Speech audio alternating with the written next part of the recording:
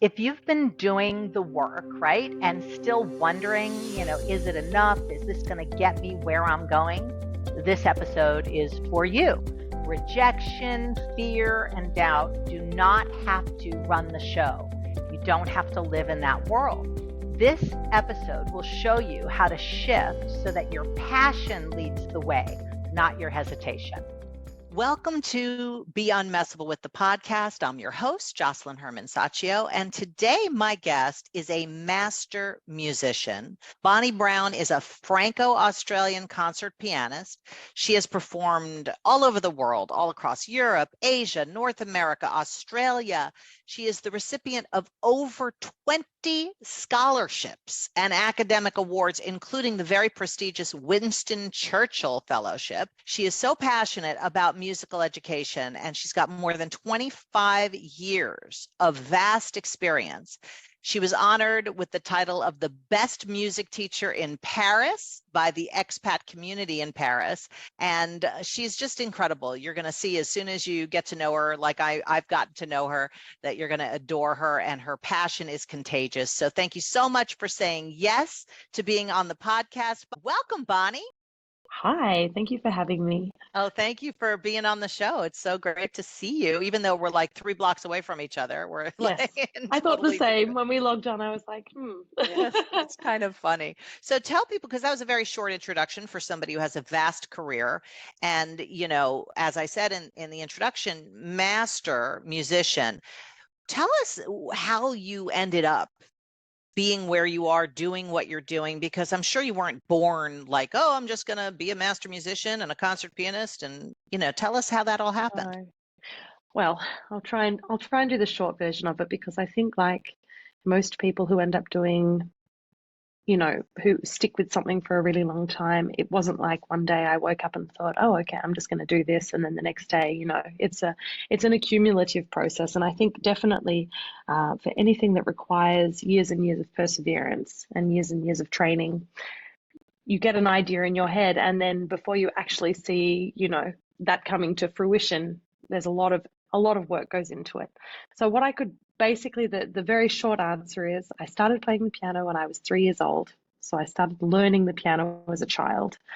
And obviously I demonstrated ability and a love of it. And I really emphasize the love of it, because for me, that is actually more important than the ability in many cases, especially, well, in every case. And anyway, through that love and through that dedication, I progressed. When I was 11, I was accepted into a specialist high school for children who are gifted for music and dance. So then I was sort of put on a trajectory from a young age towards that career path. However, a lot of the people I graduated high school with are not actually pursuing careers in the arts. So it was not a guarantee either. Some are and are having amazing careers, but some have gone off and done completely different things. But that was definitely something that put me on the right path towards what I'm doing right now. I then had this big kind of not crisis, but a big sort of, questioning myself. Am I going to pursue this when I went for higher education? I decided that I would be very miserable if I didn't continue playing the piano. So that was how that was made. It was actually was more like, if I stop, I'll be really sad. I absolutely have to do this. It was more like, I think I'll regret it because I've come so far and I enjoy it so much. So I did my undergraduate degree. I did my master's degree. I'm Australian, as you know, and listeners can probably hear. I then moved to a special academy for young people who were semi-professional already. From then, I applied for a whole lot of scholarships to come and study with my mentors in France. And I think there's always a period for an artist or an athlete or anyone who's pursuing something that requires a real level of excellence, where there's kind of a gray period where you're kind of a professional, but you're kind of a student. And then I think you have to really, for me, I remember there was a moment in my life where I had to just say, okay, I am not a student anymore. I am now a master. And I had to really make that distinction in my own mind. It doesn't mean that I'm not, figuratively speaking, a perpetual student, because I am. I learn every week something new about my job. But By the I way, I needed, want to yeah, stop you for a second because that is a true master speaking. Those of you watching or listening, when a master says they're done learning, they're not a master. That is agreed. the whole point of mastery. It is a mountain with no top, and it Yeah. is a constant space of discovery and expansion. So I Yeah. love that you said that because so many people think mastery is a destination. No, yeah. No. It's, I think for me, you call it mastery, but in my mind, the word is professional. A true professional also knows to say what they're willing to do because they know what they do well, and what they're not willing to do because that is not their area.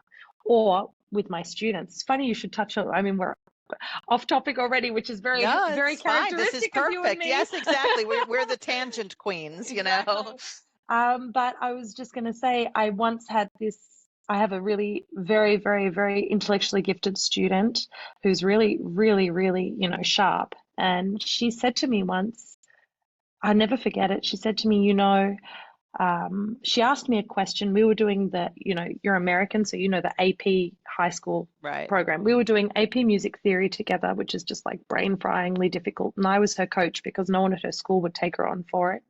Took us 2 years to get through the program.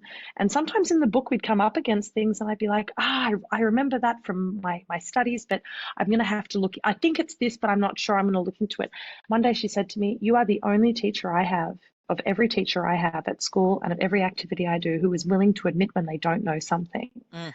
And I said, that's because I'm not Google. No, and even with Google, you can get a false result. That's for sure. Yes, exactly. I mean, no one person knows everything. Isn't that what's amazing about life, is that we can always be, So I think for me, getting to where I am today, it's a constant learning process. But it's just, I would say I probably arrived at a point about 5 to 10 years ago where I felt that I now have a sufficient knowledge of what I'm doing that I feel confidently and morally okay with providing these services to other people, Yeah. So And talk to me about that, because I know we've talked about this before, but when you started saying, the love of it is even more important than the skill of it, how do you teach in a way that fosters that versus, because it does take practice. I mean, my God, the yeah. amount of hours. Just talk about a little first, the amount of hours you spend practicing, which blows my mind every time we talk. It's like, you'd think you've been practicing. I mean, you've been playing the piano for how many years? I've been playing the piano for 39 years. I mean, that's 39. insane. So Most many people years. listening are barely breathing for 39 years. So playing piano for 39 years. Yet when you have a concert, how many hours do you spend preparing? Look, it really depends on the program, but I would say the minimum amount of time daily is, in the months leading up, it's 4 hours. And then, in the weeks before, it's more. It depends on the program. It depends if I've played the music before. It depends. I won't say it depends who the public is, because my standards are not based on other people's opinions. They're based on my own. And that is also part of, I think, for me, of being a true professional, is you've got to learn to block out the criticisms. But also, if you're going to block out the criticisms, you've got to block out the compliments. You've got to block it all out and be your own gauge of quality. So when I'm practicing for me and for what my personal standard of performance is. But yeah, it really does depend on what I'm playing. But a lot. Short answer, a Let's lot. put it that way. 4 hours of moving your fingers. I don't even think I could do it. I know I couldn't do it. I'd have to build up to it for sure. And when I say 4 hours, I mean that's 4 hours of actual playing, which probably takes me more like 6, because you can't just sit there and play the entire time, So yes, I would, even for 4 out of 6 hours, it seems it's like going to the gym for 4 out of 6 hours a day. Yeah. That is incredible. But then I think about myself, and I spend at least, 4 to 6 hours a day coaching. Of course you do. And developing myself in that world. So I get it, because inside of my passion and what I love, I'm doing the very same thing for the last, 40 years. So, exactly. So tell us about that, about fostering the love of it with your students, because you work with a lot of young people as well as adults. I do. Yeah. So talk to us about that. Well, it is there's a couple of things that I find have always been very effective in my teaching.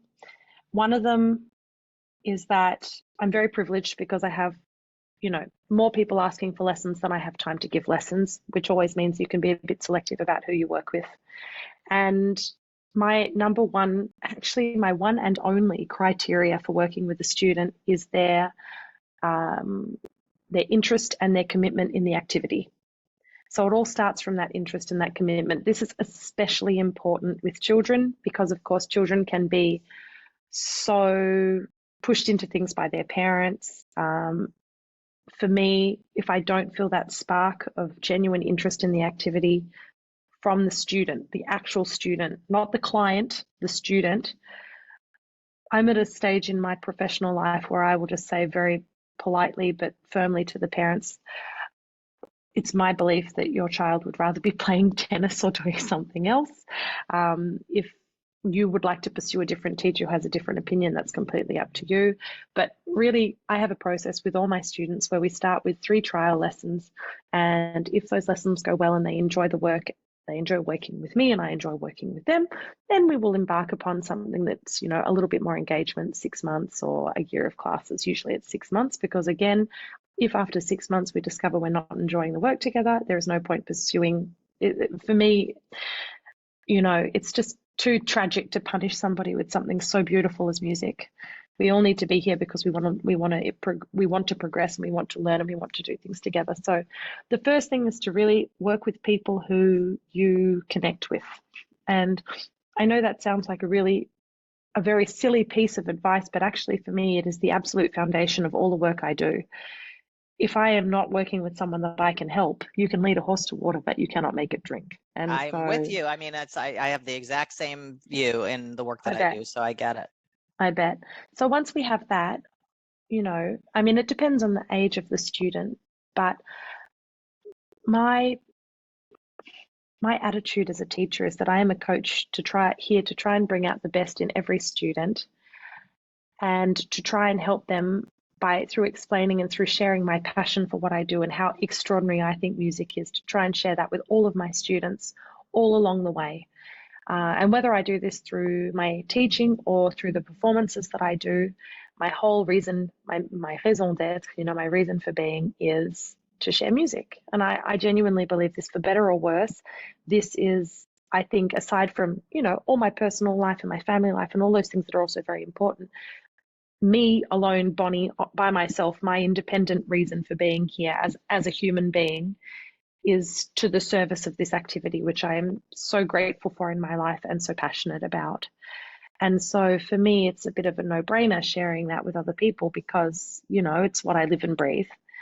And so the way I try to encourage that with my students is to have expectations of them that are in respect of the activity, but that are also realistic, sustainable, and adaptable within their own life.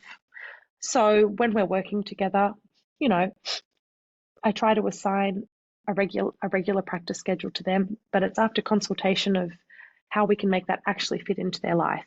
Because my attitude is when we start lessons, I'm there to accompany them for as long as they would like to continue. But in my mind, I hope it's going to be for many years, because music is one of those things that, you don't really learn everything, as we've already established, in the first year.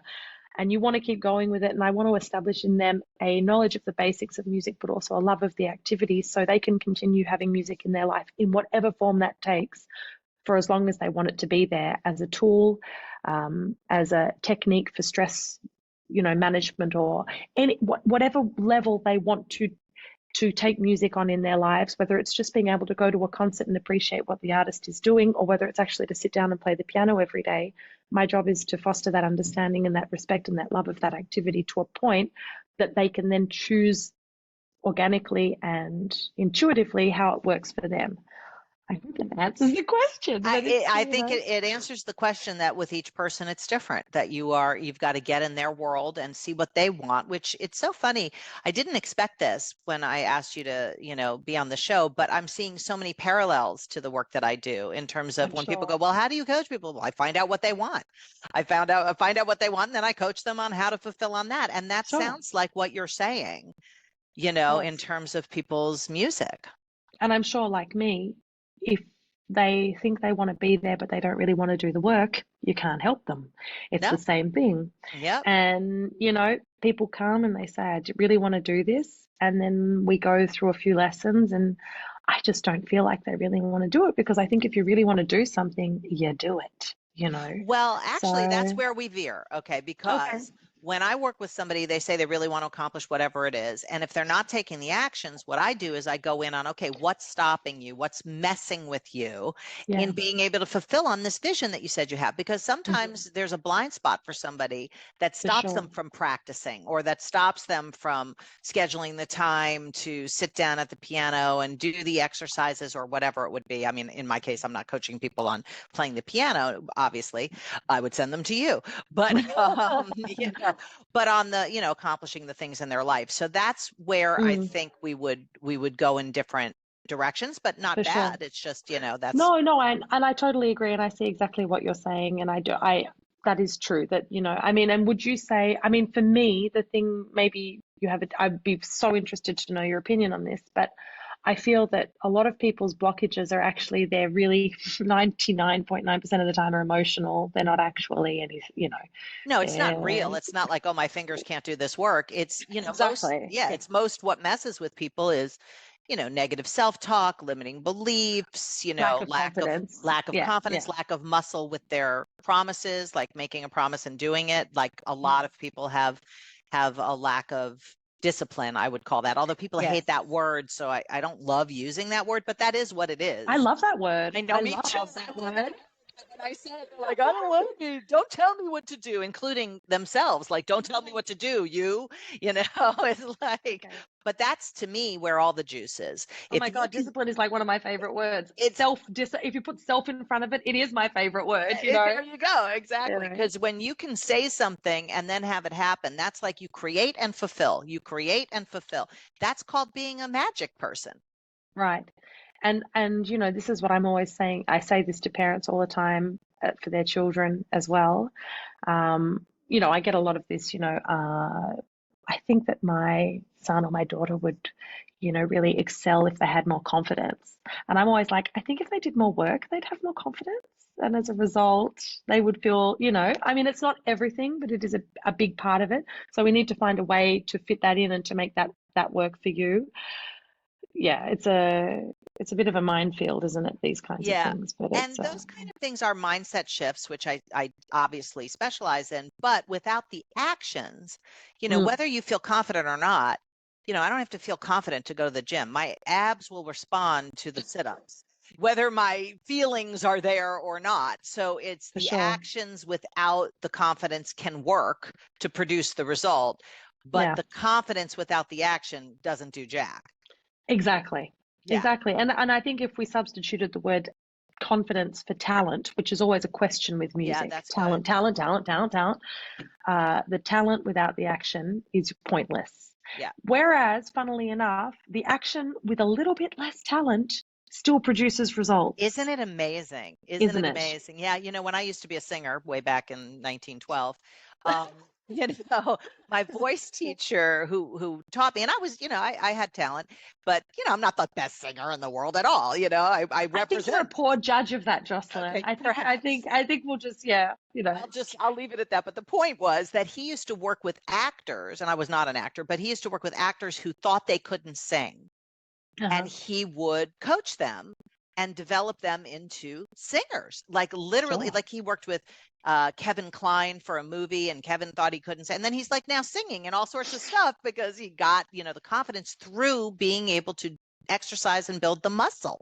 Yes, you know exactly. so I'm right Exactly. with you with that. I think talent is not overrated. I think talent is amazing, but character is underrated.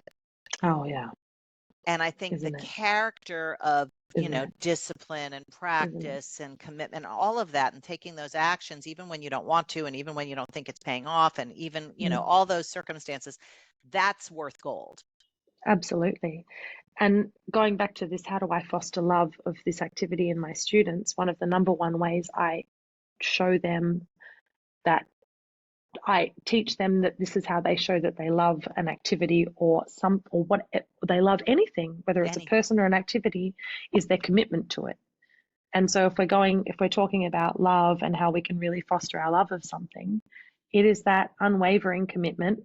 Okay, one day you might not do it because you're not feeling it, but when you look at the year, more days than not, you did that activity, and that's the real sign that you love it and that you're committed to it. And you go back even, on days, rainy days, sunny days, you're there for it, And I think that's such an important lesson. And I agree, the character it's everything, and character is developable. Yes, absolutely. Yeah. And one thing I think we'll agree on, and this is like something that I was saying, I did a web Q&A on music education last night, so this is all very fresh in my memory because we were talking about it with the participants last night, which is that, especially in Anglo-Saxon societies, we've got a lot of focus on motivating people, pep talks, this is a big thing, and there is a place for that, and that is very important. But I always say to my students, especially to their parents, that there is no pep talk in the world as valuable or as impactful or as motivational as seeing your own progress. The thing that is going to keep you going back every day with an activity is seeing your progress. How are you going to see your progress? With regularity. Okay, so we just come back to the same thing, which people hate and we love that word, discipline or self-discipline. Yeah. But it's interesting because when people talk to me about motivation, like I view motivation as completely BS. I think it's a dopamine hit. It's like you can, get it up for something, pardon my whatever, but it's not sustainable, and it has nothing to do with muscle. It's a reaction. And as you know, the work I do is about moving people from reaction to creation. You react and get motivated or don't get motivated. Transformation is different than motivation. And motivation is circumstantially based. It's, stimulus response. Transformation is about creation. And you can create fulfilling on your vision, whether you're motivated or not. You don't have to be, you're married, I'm married. You don't have to be motivated to be married. And in fact, many times you are not motivated to be married to that person, but it's irrelevant to your word. And when you have power with your word, you have power to fulfill on what you create. When you don't have power with your word, you end up, well, I'm not in the mood to practice, or I'm not in the mood to be married. So I guess I'll get divorced or whatever, Absolutely. Yeah. And that goes back to what I was saying before, which is that when you love something, you commit to it. And you commit to it whether it's going well or whether it's not going well. But on the days that it's not, it's the commitment, or that word, the discipline, that's going to get you through it, right? That's my experience of I think people confuse commitment with mood, because they're committed until they don't feel like they're committed anymore. Well, I'm just not committed to that anymore. And I learned about commitment when I was about 21 years old. I got the real deal on commitment. I was raising money for a children's charity, and we decided to do a parachute-a-thon, okay? Which was, you were going to jump out of a plane. I'd never jumped out of a plane before. I thought, oh yeah, we'll do this and we'll get paid, get sponsored by the foot. So it was 10,000 feet you're jumping out. So it's a penny a foot or $1 a foot, whatever. I mean, not $1 a foot. Nobody gave us $10,000 each person, but so it was all this whole big game to raise money for this thing. And I got like 15 people to do it, and they all raised money, and we show up at the parachuting place, right? And there's these two guys that are the jump masters that you are attached to. Yeah, I've done it. I've jumped out of a plane, so I know. Okay, so you know what I'm talking about. So then they're telling us, about what it's like to do it, and you have to do this, and they're training us basically for like 20 minutes, which I'm like, that's not a lot of training. And there's one of them that's like super cute, right? He's like adorable, like looks like a TV star. And then the other one is this tall, skinny, Ichabod Crane looking, chain smoking guy. And I'm like, if I'm going to die, I am not going to be dying attached to the Ichabod Crane guy. I've got to get the cute guy, right? So I'm doing this with my ex-husband, who was my fiance at the time. So we're doing the thing. And as they're training us, I'm getting more and more concerned, like this was a bad idea. Like, what would happen if I just bowed out? Do you think people would still give me the money if I didn't jump out of the plane? Like, I'm having a whole conversation with myself, doubting that this was a good idea. Then we go up in the plane and they take me with my husband, who gets attached to the cute guy. Of course. I was like, are you serious? Yeah. We're up there. I'm with the Ichabod Crane guy. We're like inching out onto the strut of the plane, as you may recall. Oh, I remember. Oh my God. And the one thing, first he goes, are you ready? I go, no. And he falls backwards. So I have to like fall backwards. This must be a thing that they do. It's like a hilarious in joke, because mine was like, I'm going to count to 3. 1, and jumped. And I was like, exactly. They mess with you. That was not 3. And then you're arguing with them on the way down. So the one thing you have to remember to do, if those of you listening have never jumped out of a plane, is to spread eagle, because then the air gets whatever underneath you and you fly like a bird.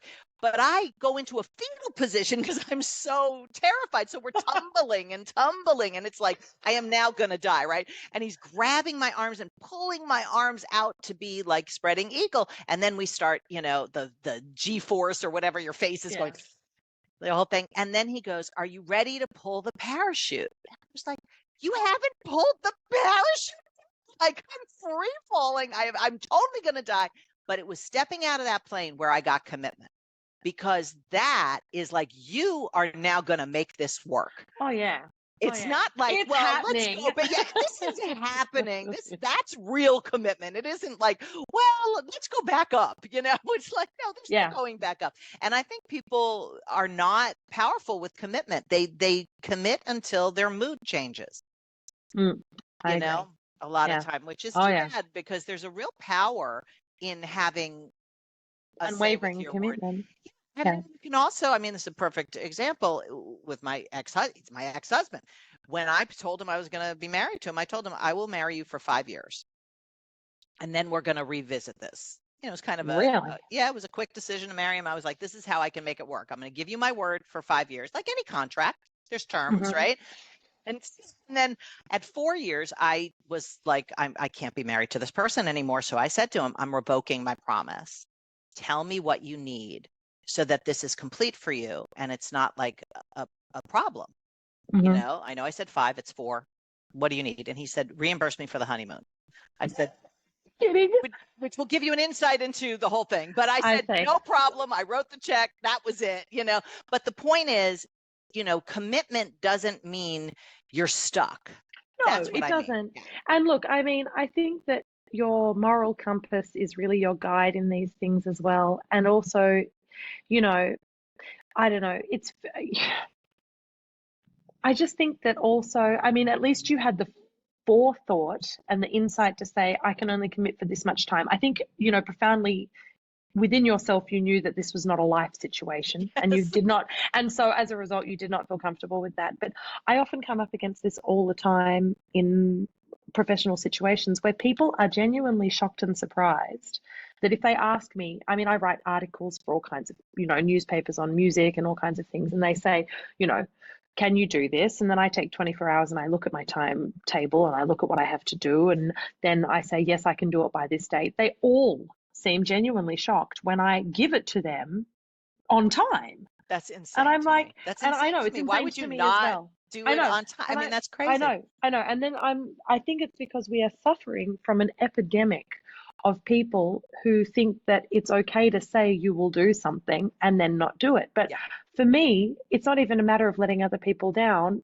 In my mind, I am only as good as my word. Yes. And yes, I'm only human, and sometimes I can make a mistake, but then I usually, as far as I can, we're never a very good judge of our own character, but I try as much as I can to have the humility to then go and say, listen, I thought I could do it. I am really sorry. I am deeply sorry, and try and find a solution, to help them out of the situation if I can't do it myself.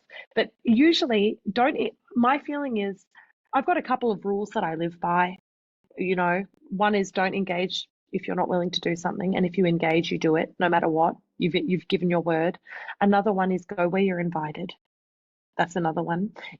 I mean, sometimes you have to try and crack an invitation, I but was going to say, I think that might be someplace you need a breakthrough in, because you're going to start creating some oh well, openings no, to I be, mean, yes. try and get the invitation, but it's Yes. always easier to go where you're invited. So, Yes. but what I mean by that is look for the subtle hints that you are invited somewhere. Look for those, you know, those entries into whatever it happens to be, professional or otherwise. I don't know. Anyway, fascinating. Yeah, I'm it not really jumping out of is. a plane again though anytime No, soon, neither that's for am I. sure. And when my husband, when Michael, who you know, my real husband, the one that I'm with for 30 years, he went to go jump out of a plane a couple of years ago, and he's like, "Oh, I really think I want to do this again." I was like, "Well, you're on your own on that Find a one, friend. because yes, exactly." I was like, phone a friend, that whole Yeah, TV show. yeah. You're definitely not going to be. I'm turning off my phone for that one. I don't need, once was enough, but it was very powerful to see you could do it, because Oh yeah. I mean, Oh yeah. it's like, if I could do this, I could do anything. That was what I was Absolutely. left with out of it. Oh yeah, for Yeah. sure. You have to go where the fear is. I mean, for me anyway, this is something that I do all the time, and for better or worse, I often find that if I am I mean, without doing something stupid and putting my life in danger, I Like do jumping like out to of a go. plane. Well, I don't know. I felt like the Yes, odds of that going badly were quite low. that's But true. That's true. that said, overcoming, and that I think that is really the same as what we were saying about how no pep talk is is as valuable as seeing your own progress. For me, no pep talk, no you can do this, is as valuable as actually doing it, Doing it, yeah. and seeing, okay, I was scared, but guess what? I'm here to talk about it. That's You right. know, Like both of us with our plane jumping, which we won't be creating a fundraiser out of ever again.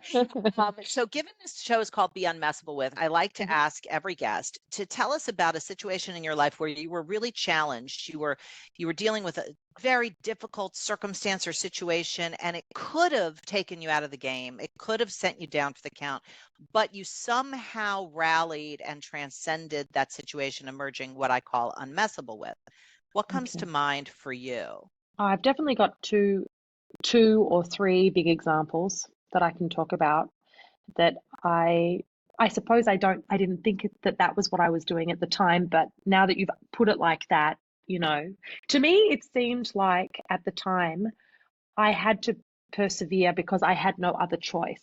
Not that I had no other choice, like I couldn't have gone and done something else, but for me, emotionally and just my own personal standards within myself, I felt that I had no other choice. That if I did not achieve what I set out to achieve, then I would always be disappointed, or I would always be questioning myself. And probably my greatest fear in life is having regret, which motivates me enormously because I meet a lot of people in my line of work, and I meet a lot of people with a lot of regret. And the most regrets people tend to have were things that they didn't have the courage to do. And so anytime I feel that it's just a matter of courage, I'm like, well, you don't have a choice because you don't want to be one of those old, bitter, regretful people. So you're going to have to throw yourself into this. I mean, and I remember when we talked about my kind of journey with music and getting to where I am. When I was at the end of my studies at this academy where I was semi-professional, I felt that the only place for me to go, the only place for me to progress was to move to Europe, because I'm a classical musician and Western art music was born in Europe. And so you want to go to the source. It just makes sense. And they have a whole lot of scholarships and bursaries and things like this available for overseas study from in Australia, but they're highly competitive and very difficult to get. And every single one of them probably takes about 100 hours to apply for, because you have to write reams and reams of paper and things. You have to have, multiple letters of support. As a musician, you have to have a demo disc which supports your application. You have to make budgets. I mean, these are massive, massive, massive undertakings with no guarantee that you are going to get anything on the other side. I did 7 applications and got nothing. 700 hours of work. Every single time, I couldn't understand what was going on because I had a great project. I had the agreement of an amazing mentor in Europe. It seemed to me that it was watertight. I didn't know what would. So every time, you know what, at the time I was like, God, this is frustrating. But after I had my brief mourning period, I would then pick myself back up and say, okay, what went wrong with this? What are you going to do differently? And through doing those 7 applications, I learned. I learned what works. I learned what doesn't work. I would ring them and say, what was it that you didn't like? I was just like, okay, I'm going to crack this. I am going to crack this. Eventually, I ended up getting, the first one I got was a huge amount of money at the time. It was 25,000 Australian dollars for a scholarship. And it was like, it's that old adage, it takes money to make money. Because as soon as I got the first one, everyone's like, oh, they think she's good. I guess we think she's good. And it just was that first one that had to unlock everything. And I remember it became this kind of mythical situation amongst my peers. They were like, how are you doing it? Like they all would come to me and say, can I read your application? I want to know what you're doing. How, like I had some magic formula. And every single time I'd say, listen, I've discovered the formula. The formula is this: you read the guidelines, then you tell them that you fulfill the guidelines and you have a good project, and above all, you persevere. And I think that was a huge turning point for me emotionally, because every time you get a rejection, it stings. And the more hours and the more time you've put into it, you're like, you ask yourself, should I be doing this? I mean, is this really, maybe I think I'm good at this, but nobody else, you ask yourself those questions. There's a lot of self-doubt. Rejection causes self-doubt. But at the end of the day, I think there was the real, that feeling of, I have to do this. If I don't do this, I'm going to be so disappointed. I don't have any other choice. And, I've simplified it a bit because it was an ongoing process. It lasted for like 2 years. But I think for me, it was such a condensed and intense, kind of lesson in the value of perseverance. Yeah. And I also used to think, I had friends who came from families that were very wealthy and their parents could just, pay for them to go and study. I thought, wouldn't that be nice? And now I realize, with the benefit of hindsight, I am so grateful that I had to go through that, because it has transformed me. And not only did it transform me, it's also, some of those scholarships were so prestigious that today they are still meaningful on a resume, and so that was definitely one of the life experiences that I think has really, was very, very helpful. And the other one, definitely more recent history, was when I've been organizing, I've been artistic director of several concert series, and classical music, for better or worse, has always been a benefactor kind of an industry. Classical music is really it costs a lot to put on and doesn't make very much money. So it's not one of those things that it's not a Taylor Swift situation. Yeah. Swifties were in Paris last week. Unfortunately, we're not getting, millions of people queuing up to hear Beethoven, unfortunately, as much as I wish we were. Yet, exactly. And so when I started this concert series, for which I was the producer and the artistic director, I had to cold call people and ask them to give me stuff and money. And if I'm very comfortable talking with you. We're friends. I'm talking about a topic that I love. I'm talking about motivation, music, all of those things. I'm in my comfort zone. But if you think I am in my comfort zone, ringing some executive at some business that I'm an artist. I don't even know what this business, I don't know how it works. Oh my God, I'm a pianist. I'm ringing them. I'm like, well, what about $5,000? $5,000, that's, that was huge for me. And it was also, I was trembling on the other, I'm like, I can't believe I have to, but I wanted to put on the concert. That was what motivated me. So I was like, well, if I don't get the money, I'm not putting on the concert. And so, and that's where I think we come circle back to what we were saying at the beginning. It's always been my love of what I do that has actually been the overriding factor that has motivated me. It's very simple in my mind. I need this to do this, which I love, which I am here to do. So I'm going to have to go through all of the discomfort to get there. That's it. It's, for me, the equation is A plus B equals C. B is unpleasant. Oh, well. you know? I love it. I love it because, in the work that I do, it's all about keeping your eye on the vision and what action do you need to take to fulfill on the vision. And yeah, you get rejected 7 times at 700 hours down the toilet, whatever, but not down the toilet, because it's like, instead of going into the world of reaction, like, I guess I shouldn't be doing this, it's like, no, what is my vision? What do I need to do? What's the next action? Let me call them. Let me find out what was missing in the application. Most people would never even do that. They would just make up what they think was missing and Yeah. kind of redo stuff. So I love, because it's all about performance with you, which is so perfect. As a performer, it's about the actions. It's not about should I, shouldn't I, what do people think, what do I think? No, it's about the vision and the actions. Oh, The don't get vision me and the wrong, action. Jocelyn. I go through that, but then I'm like, Oh, shut up. definitely. Exactly. It's listen, to be unmessable with, the access to that is to be messable with and shift gears. Yes, yes, great. I'm using that. I love Good. it. Well, Is. that's it. I mean, how are It you is. going to be it's like it doesn't even make any sense. And I work with people from all around the world, all different kinds I bet. of careers, all different kinds of socioeconomic, blah, blah, blah, billionaires, and everybody has stuff that messes with them. For sure. Everybody. Oh, Doesn't I'm matter sure. how successful they are. It doesn't matter. So that's the great news, is it's the ticket into the world of vision, is to get Yes. sidetracked, and how quickly can you get back on track.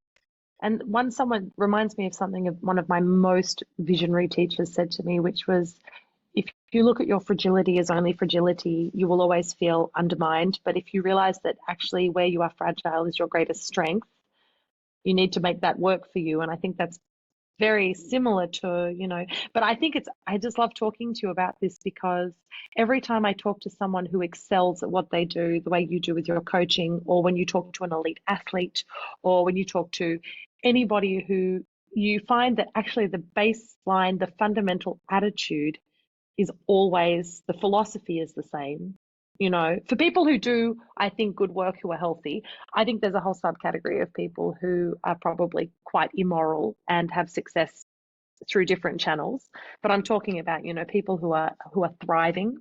But I think on the topic of that, those people usually pay with their health, is my experience, because I don't think you can have an unhealthy mind and have a healthy body. And, so good luck. But I think it's going to just show up fascinating. somewhere. The It is. dis-ease will show up somewhere. Yeah, exactly. Mind, body, or spirit. Well, I just love talking to you. We're going to have to do another episode just to, touch on all the different things that we want to create. But is there anything you want to leave people with? Anything that if they were even inspired to venture into the world of music, like an action they could take today that was simple, that could get them in the world of your passion? Okay. Well, all I have to say is that if you are listening to this and you are, a scientist or a businessman or a businesswoman or whatever it is you do, don't discount the importance and the value of art. Look around your immediate world and notice how, even if you're not listening to Mozart or going to an art gallery, notice how art has a positive effect and an important effect on your life. And if you're in a position to help art, please do so. And if you feel that you need more art in your life, you will find that it's actually very accessible these days, more than ever, that it is easy to get a Spotify or a Deezer or whatever your choice of streaming. You can educate yourself about art, because my major message that I have condensed into one phrase recently is that art, or music, for me, is the universal language of humanity, and we all have a right to learn and to speak and to have that language in our lives. So, that's my message. I love it. I love it. And we'll put links in the show notes to your website, and so that people can find out more about you and hear you.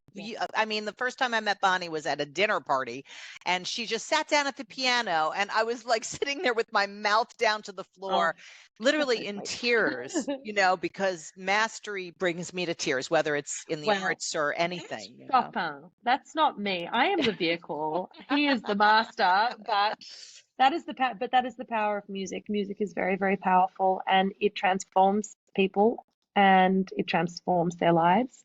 And I would even go so far as to say, for me, music saves people's lives without exaggeration.